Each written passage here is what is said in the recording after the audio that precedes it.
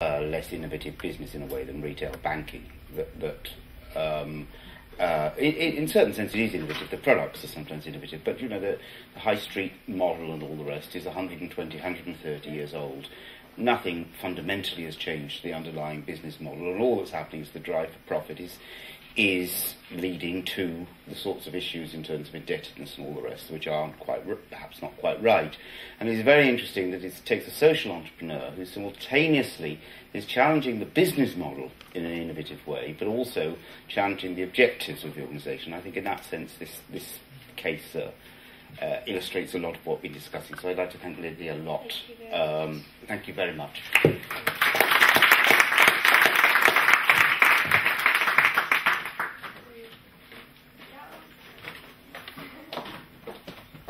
Okay, and then thank you very much for a fantastic keynote. Before we head for drinks, I'm going to shortly introduce Iris, who is and Iris, please do come forward, who is the chair of the United Nations Global Compact Network here in Belgium, and is also the manager of corporate affairs of Rosy Blue, the world's largest diamond manufacturing company.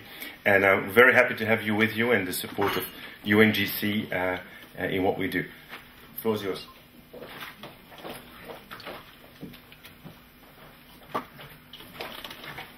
Thank you, ladies and gentlemen.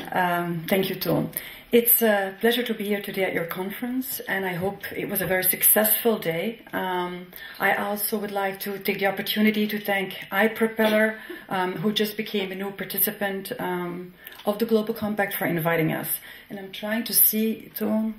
Oh, okay, there's my presentation. 2011, the Chinese Year of the Rabbit, is coming to an end, and the fourth quarter has just started. And what has it brought us? It's clear we live in a VUCA world. It's volatile, it's uncertain, it's complex, and it's ambiguous. And as 3 quarters have passed, we have been confronted with Fukushima, the ongoing Arabic Spring, the killing of Osama bin Laden, the sadness of the 10th anniversary of 9/11, the ongoing Horn of Africa food crisis. Now we're talking about the European financial crisis, the world crisis. And indeed, as Lily said, today we were informed that Apple has lost its visionary and creative genius, Steve Jobs, who indeed definitely contributed to a new social media landscape. So yes, ladies and gentlemen, I think the world is changing continuously. And in this social, economic, and political hurricane, the result is that we need to develop new models of growth. And we need to take into account the limits of our planet. But what does this mean for the sustainability landscape, and what does it mean for people working in that landscape? Well, the good news is that we have a job, and that corporate responsibility is a survivor, or as the Economist last week stated, the sustainability option period is absolutely expiring. Indeed, managing sustainability is not an option, it's a must. And considering the plethora of corporate responsibility initiatives in the world and the rapid proliferation, what is a good initiative to join? And that brings me to, indeed, the United Nations Global Compact. And just to say a few words about the initiative, let me take you back to 1999. UN Secretary General Kofi Annan went to the World Economic Forum in Davos, and he challenged the business leaders of this world to help fill the governance voids between the rise that the global economy had brought and asked businesses to become part of a solution. And he asked companies what they could do to make a difference in the sustainability landscape. How can private businesses contribute to a better world? The reactions of his request were overwhelming, and the Global Compact was born, a voluntary, principle-based initiative endorsed by the CEOs. The UN Global Compact is a strategic policy initiative for businesses that are committed to aligning their operations and strategies with 10 universally accepted principles in the areas of human rights, labor, environment, and anti-corruption. In other words, companies commit themselves to go beyond legal compliance and to do good as they believe they can make a difference. It's obvious, but I just want to be clear again that the Global Compact is not a standard to measure corporate compliance against predefined indicators, nor a seal of approval for participating businesses.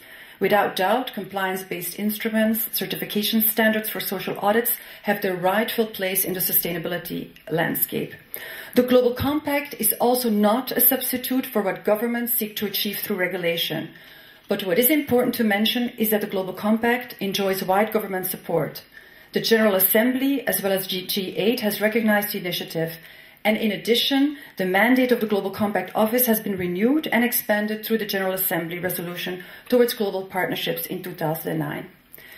Today, under the leadership of Secretary General Ban Ki-moon, we have over 8,700 corporate participants and other stakeholders from over 130 countries. It's the largest initiative in the world. And also, all these companies report to their progress in these different areas. I will not go further into detail, but I'll invite you to check the website www.unglobalcompact.org for more details. And I know that you're waiting for a cocktail drink after a very hard day of work, so I will keep it my goal today to leave you with just 3 small messages to take into consideration. First of all, and I don't have to convince you, otherwise you would not be here, business as usual is over. By 2050, the global population is expected to increase from 6.9 billion to more than 9 billion, according to UN estimates. That's only 39 years from now. And looking around, I think a lot of us will hopefully still be here. And in this world, 98% of this growth will be happening in cities and in the developing and emerging world. Meanwhile, like we already said today, populations are aging and stabilizing in many developed countries. But as a third of the world's population lives on less than $2 a day, and many suffer from malnutrition, have no access to health services, sanitation, electricity, safe drinking water, shelter, or transportation, the primary focus for these developing countries will be poverty alleviation and improving the quality of life for their populations by indeed innovative business models. And it's clear that most of the economic growth will happen in developing or emerging economies. By 2050, a whopping 65 to 75% of global GDP will have shifted to developing countries, and many people will be, of course, moving up the economic ladder toward a middle-class standard of living. So this means, indeed, we need really big changes in our systems, in our models, in our economical assumptions, in market rules, etc. And what is the second? Business also has to be part of the solution, and I emphasize part of the solution.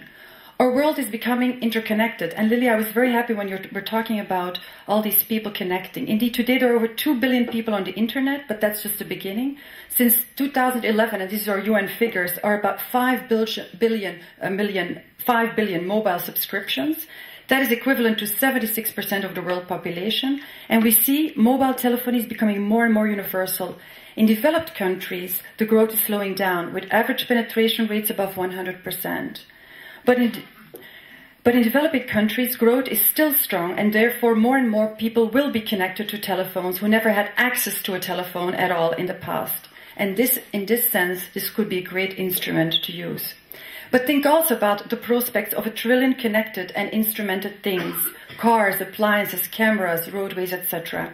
And then think about the amount of information produced by the interactions of all those things. That will be unprecedented. So the new game is indeed to connect. 1 + 1 is 3. Connectivity is key, internally in your organization, externally to all your stakeholders.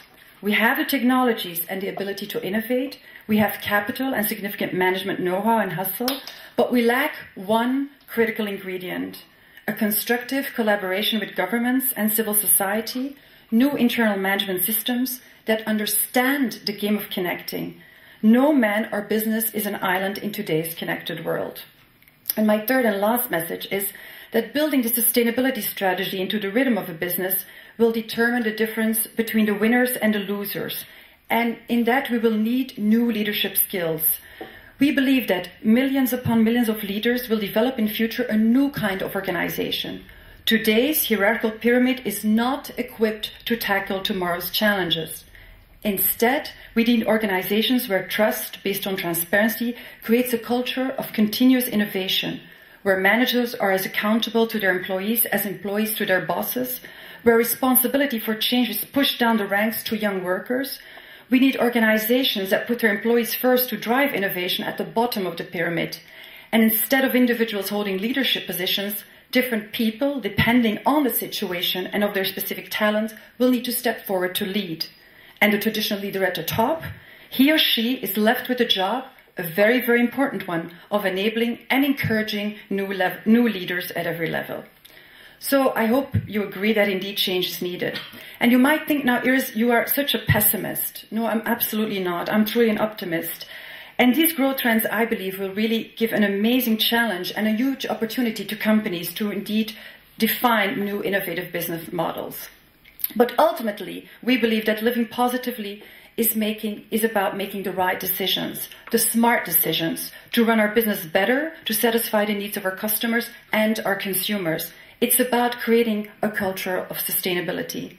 So today, I urge you to join us in the United Nations Global Compact, a call to action and to develop special initiatives in line with this new approach.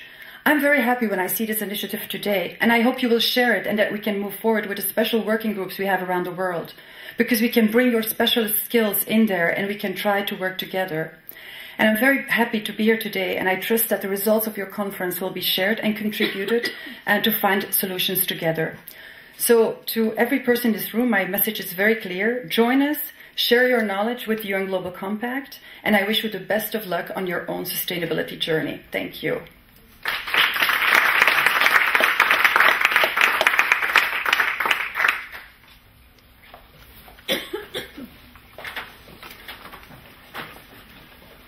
So that was it for today, except for the drinks. So please join me in the room where we also had our coffee and lunch, and where there's some time for an informal chat and lots of drinks. Thank you. See you tomorrow, 9:20. We start again.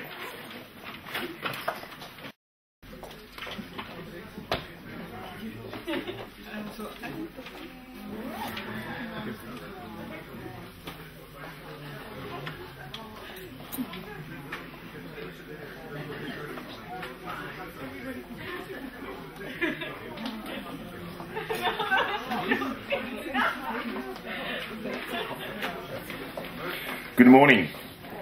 Good morning, everybody. We're going to start, so I would kindly like to ask you to please take a seat. A welcome back to many of you and some new faces also in the room. After a fantastic first day yesterday and a lovely evening, we're back here for continuing this program, which continues until like 12:30, 1 o'clock.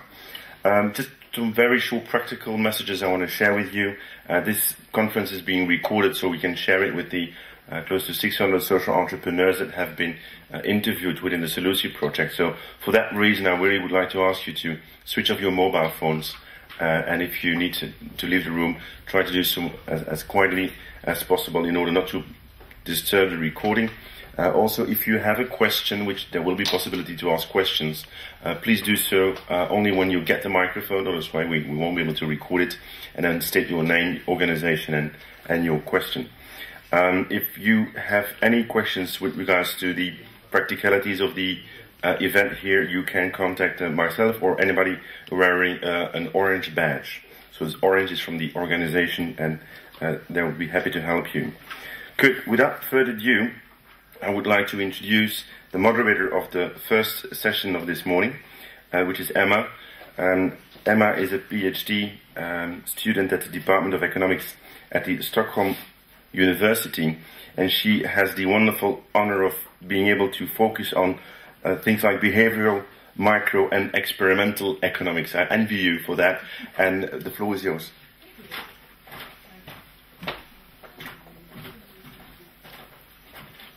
Perfect. So yes, my name is Emma van Nessen, and I'm happy to be here. Thank you very much. And if I speak too quickly, I normally do when I'm nervous, please raise your hand. So this session is about management practices, values, gender, and pro-social employees. And we have three excellent speakers, Topi Mitnicknen from Hanken and Sites, and Suntichav Witch from London School of Economics and University of Bath, and Mia van Stralen from IBM.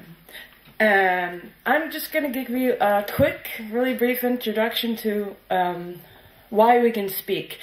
So yesterday, or to each other, yesterday, I think it was Konrad de Bakker who said that one point of SELUSI was that it was an interdisciplinary project between different academic disciplines, and it was also about understanding concepts and in this session it's about values.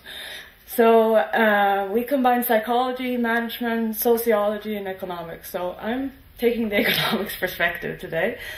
and I'm going to briefly talk about